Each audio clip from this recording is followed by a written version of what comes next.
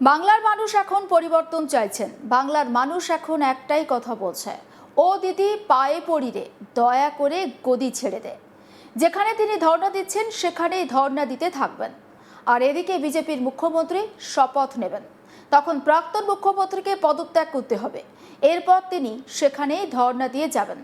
ভোটমুখী বাংলায় এই মন্তব্য করেছেন রাজ্য বিজেপির এক শীর্ষ নেতা।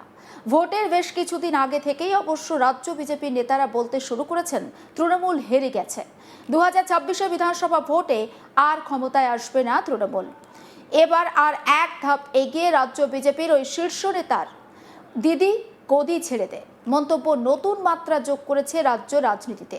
যিনি এই মন্তব্য করেছেন তার নাম সুকান্ত মজুমদার, কেন্দ্রীয় শিক্ষা প্রতিমন্ত্রী তথা রাজ্য বিজেপির প্রাক্তন সভাপতি। তিনি বিজেপির পরিবর্তন যাত্রা উপলক্ষে কাটোয়ার ঘোষহাটের মাঠে আয়োজিত এক জনসভা থেকে রাজ্যের শাসক দলকে কড়া ভাষায় আক্রমণ করলেন কেন্দ্রীয় শিক্ষা প্রতিমন্ত্রী ও বিজেপির প্রাক্তন রাজ্য সভাপতি সুকান্ত মজুমদার।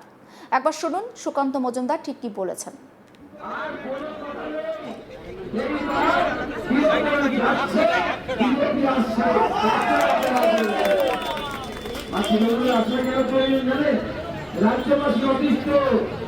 রাজ্যবাসী এখন দাম ধরেছে, সবাই বলছে দিদি দিদি পায়ে পড়ি রে, দয়া করে গতি ছেড়ে দে। দিদি দয়া করে গতি ছাড়বেন না, বলছে ধর্ণা দিচ্ছেন, ধর্ণা। আমরা বলছি দিদি কোনো অসুবিধা নেই, ধর্ণা দিন। এরপরে বিজেপি নতুন সরকার তৈরি হবে, আপনি বিজেপি দলের কি হবে, প্রতিদিন ধর্ণা দিতে হবে।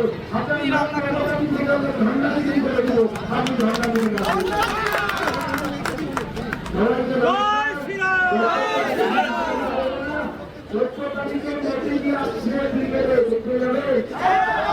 দেখতে যাবে এখান থেকে ট্রেন বাস যাবে, কোনো ব্যবস্থা থাকবে।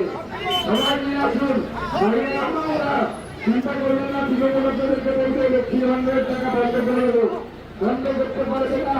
ওদের বিজেপি এসে অন্নপূর্ণা ভান্ডারে 3000 টাকা। রাষ্ট্রপতি ইস্যুতে বিতর্ক আরও উস্কে দিয়েছেন সুকান্ত মজুমদার। তিনি বলেন, রাষ্ট্রপতির সঙ্গে যে আচরণ করা হয়েছে তাতে বাঙালির সম্মান ক্ষুণ্ণ হয়েছে। তার দাবি, যেহেতু রাষ্ট্রপতির পদবি মুর্মু বলেই এটা করা হয়েছে। রাষ্ট্রপতির পদবি যদি মুখার্জি, ব্যানার্জি বা চ্যাটার্জি হতো তাহলে তৃণমূল কংগ্রেস এই ধরনের আচরণ করত না। এটা গোটা আদিবাসী সমাজের অপমান। তিনি আরও অভিযোগ করেন, রাজ্যের মুখ্যমন্ত্রী মমতা ব্যানার্জি এবং শাসক দল অল ইন্ডিয়া তৃণমূল কংগ্রেসের নেতারা এমন মন্তব্য করে আদিবাসী সমাজকে অসম্মান করেছেন। আরও একবার শুনুন সুকান্ত মজুমদার ঠিক কি বলেছেন এই বিষয়ে। ভারতবর্ষের মহামহিম রাষ্ট্রপতির সাথে যে ধরনের আচরণ হয়েছে এটা অত্যন্ত লজ্জার, বাঙালির মাথাকে হেড করে দিয়েছে। মমতা বন্দ্যোপাধ্যায় তারপরে বলছেন যে আপনি 50 বার এলে আমি 50 বার যাব। কোনো রাষ্ট্রপতিকে এই ধরনের কথা বলা যায়? কোনো মুখার্জির সাথে আপনি করতেন এরকম? এটা কি শুধুমাত্র দ্রৌপদী মুর্মু, মুখার্জির জায়গায় মুর্মু বলে কি এই জন্য এইটা করা হচ্ছে? সমগ্র আদিবাসী সমাজের অপমান। আমি জানি আপনি আদিবাসীদেরকে পছন্দ করেন না, নাচতে গেলে গ্লাভস পরে নাচেন তাদের সাথে। সেই জন্য এই আদিবাসী সমাজকে, আদিবাসী মহিলাকে অপমান করার জন্যই মাননীয় মুখ্যমন্ত্রী এবং তৃণমূল কংগ্রেস, অভিষেক ব্যানার্জি সবাই মিলে এই ধরনের কথা বলছেন।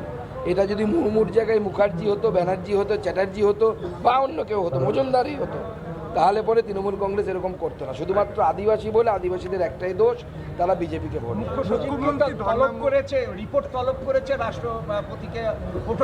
হোম মিনিস্ট্রি থেকে হয়েছে, কারণ এটা প্রোটোকলের মধ্যে পড়ে। দেখুন, রাষ্ট্রপতি হচ্ছে ভারতবর্ষের সাংবিধানিক সবথেকে সর্বোচ্চ বড় পদ। সেই পদে যিনি আসীন আছেন তাকে যদি এইভাবে অপমানিত করা হয়, তার মিটিংয়ের জায়গা দেওয়া না হয়, হোম মিনিস্ট্রি তো শুধু কোয়ারি করেছে, শুধু তা এইটুকুই। অন্য দেশ হলে মুখ্যমন্ত্রী অ্যারেস্ট হয়ে যেত। প্রসঙ্গত, শিলিগুড়িতে রাষ্ট্রপতি দ্রৌপদী মুর্মুর সফরের অব্যবস্থা এবং প্রোটোকল লঙ্ঘনের অভিযোগ ঘিরে শনিবার 7 মার্চ সরগরম হয়ে ওঠে রাজ্যের রাজনীতি। কলকাতা ধর্ণা মঞ্চ থেকে রাষ্ট্রপতির সেই ক্ষোভকে সরাসরি নস্যাৎ করে পাল্টা চ্যালেঞ্জ ছোড়েন মুখ্যমন্ত্রী মমতা ব্যানার্জি। তিনি বলেন, রাষ্ট্রপতিকে আমরা সম্মান করি, কিন্তু দুঃখের সঙ্গে বলতে হচ্ছে আপনাকে বিজেপির এজেন্ডা ফেরি করার জন্য বাংলায় পাঠানো হয়েছে। আপনি বিজেপির ফাঁদে পা দেবেন না। রাষ্ট্রপতিকে দিয়ে রাজনীতি করানো হচ্ছে। বিজেপির ফাঁদে পড়ে গেছেন রাষ্ট্রপতি, আমাদের কি কোনো কাজ নেই? সারাদিন পিছনে ঘুরতে হবে? আমি এসআইআর নিয়ে ধর্নায় আছি, যাব কি করে? কারা উদ্যোক্তা? কোন অনুষ্ঠানে গিয়েছিলেন রাষ্ট্রপতি? আমরা কিছুই জানতাম না। আপনি কিভাবে বললেন পশ্চিমবঙ্গে আদিবাসীদের উন্নয়ন হয় না? মণিপুর, মহারাষ্ট্র, মধ্যপ্রদেশে আদিবাসীদের ওপর অত্যাচার হলে কেন চুপ করে থাকেন? এসআইআরে কত আদিবাসীর নাম বাদ গেছে খোঁজ রাখেন? মমতা ব্যানার্জির বক্তব্য শোনাবো। আমার বলতে নিজেকে লজ্জা লাগছে। মাননীয় রাষ্ট্রপতি, তাকে আমরা সম্মান করি, তাকে দিয়েও পলিটিক্স বেচতে পাঠানো হয়েছে, বিজেপির এজেন্ডা বেচতে পাঠানো হয়েছে। I am sorry madam, I have a great regards for you, but you are tapped by the BJP policy, বিজেপির ইনস্ট্রাকশন। কি বলেছেন আপনি? আপনি বলেছেন ইন্টারন্যাশনাল সাঁওতালি কনফারেন্স করছেন, আমরা নাকি কাউকে যেতে দিইনি। এটা তো স্টেট গভর্নমেন্ট পার্টি ছিল না, স্টেট গভর্নমেন্ট তো জানেই না। হ্যাঁ, আপনি কবে আসবেন, কবে যাবেন, সেটা ইনফরমেশন আমরা পাই, সেই মতো আমরা চেষ্টা করি। কিন্তু রেগুলার যদি কোনোদিন নিয়ে আসছেন, কোনোদিন এ, কোনোদিন বি, কোনোদিন সি, কোনোদিন ডি, কোনোদিন ই, আমাদের কি কাজকর্ম নেই নাকি? সারাক্ষণ আপনাদের পেছনে পেছনে লেজুর হয়ে ঘুরে বেড়াতে হবে, নাকি লাটাই নিয়ে ঘুরতে হবে ঘুড়ি ওড়ানোর জন্য? ঘুড়ি তো ওরা বিশ্বকর্মা পুজোর সময়, বছরে একবার আসুন না, আপনাকে গিয়ে রিসিভ করব। বছরে যদি আপনি 50 বার আসেন, তো আমার টাইম কি আছে এত? আমি মানুষের পাশে দাঁড়িয়ে এসআইআর নিয়ে ধর্নায় আছি, আপনার মিটিংয়ে যাব কি করে? কোনটা আমার priority? You are the priority of BJP and public is the priority of mine.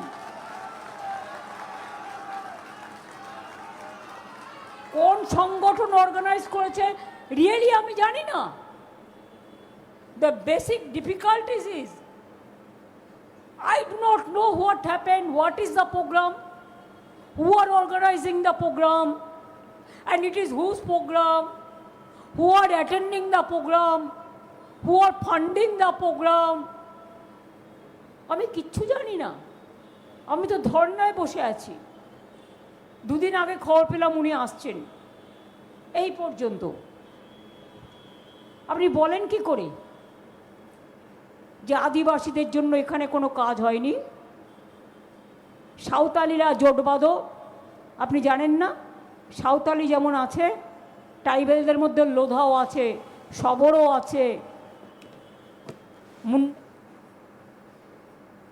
অন্যান্য সমস্ত খবরের আপডেটের জন্য নজর রাখুন আজ তাক বাংলায়। সাবস্ক্রাইব করতে ভুলবেন না।